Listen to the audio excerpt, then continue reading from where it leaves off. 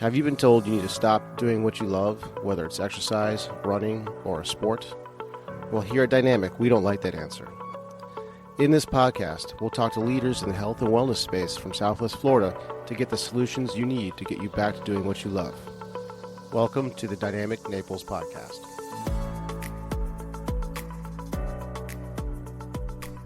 What's going on in Naples? Today I want to talk about high blood pressure and sugar. So for years we've been told to avoid salt as it increases your blood pressure, but usually there's more to the story. It does seem that some people are salt sensitive and some are not. So why is that? So whenever I hear something like that, I always want to dig in and figure out, what's really behind all that. And I think the link is sugar. But first, let me talk about how salt can raise blood pressure. So first of all, salt is necessary for human life and it's part of muscle contraction. Bodies rely on a balance of water and salt. The balance is detected in our kidneys, which signals to our endocrine system where the balance stands. Too much salt, the pituitary secretes vasopressin to tell the kidneys to hold on to water. Not enough salt, the adrenal glands secrete aldosterone to tell the kidneys to hold on to salt. So water does chase salt, so where there's more salt, there's more water, and that increases total blood volume. That's what increases your blood pressure. And those that are diabetic or insulin resistant, and by the way, that's the same thing. Insulin resistance is diabetes. What happens is when you have a diet high in carbs, the insulin is known to raise aldosterone levels. And remember, aldosterone makes the kidneys hold on to salts and therefore water.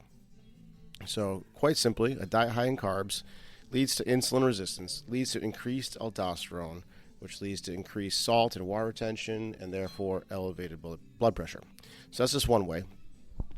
Another thing that can happen too is insulin has a very important role on the vasculature of the body. So there's two things that can happen. So first of all, in a normal state, insulin suppresses cytokines, adhesion molecules, and reactive oxygen species.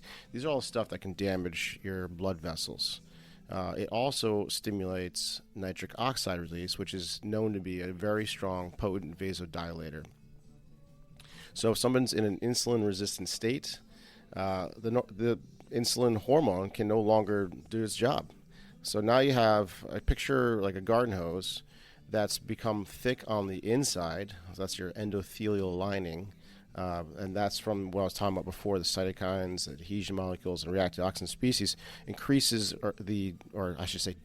the diameter of the hose. So the pressure inside, the water flowing increases. And now that tube is not allowed to expand at all. It stays in a constricted state. So basically you get a double whammy. So right there are three ways that sugars can increase blood pressure. There's no surprise there. I feel like the more we stray away from the diet that we are designed to eat, the more bad things happen. This is a short one. I just want to put that out there because for so long, salt has been the culprit or blamed for high blood pressure.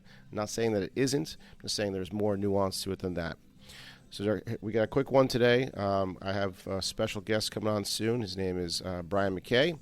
And we're going to discuss a upcoming seminar we're going to be having at our gym, the Show Me Strength Gym. We're very excited about it. It's a Wim Hof breathing seminar. It should be really exciting, so watch out for that. Okay, guys, I'll talk to you soon. Do you have unexplained pain? Or do you wonder just how healthy you are? When was the last time you had your blood tested? Blood chemistry analysis is a great way to stay ahead of any health conditions. And now you can have control of your health with Let's Get Checked. Let's Get Checked is an incredible company that sends blood tests to your home. You can choose from over 30 different tests, whether that's liver function, testosterone, micronutrient, cholesterol, or C-reactive protein, which is a marker for inflammation. It's sent to you with free shipping and you get results in 2 to 5 days, no physician referral needed. Use the code DPT20 for 20% off. Go to letsgetchecked.com and use the code DPT20. Did you know that you can get started with physical therapy without a physician's referral? Physical therapists don't just solve pain, we get down to the root cause and keep it from coming back. We also discuss all things health, such as nutrition and lifestyle changes. If you feel that you could use some help, let's get on a free consult call.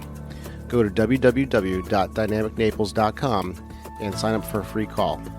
Also, if you like this podcast, please give us a rating wherever you listen to podcasts. It helps us spread the message. Thanks for listening, and we'll see you next week.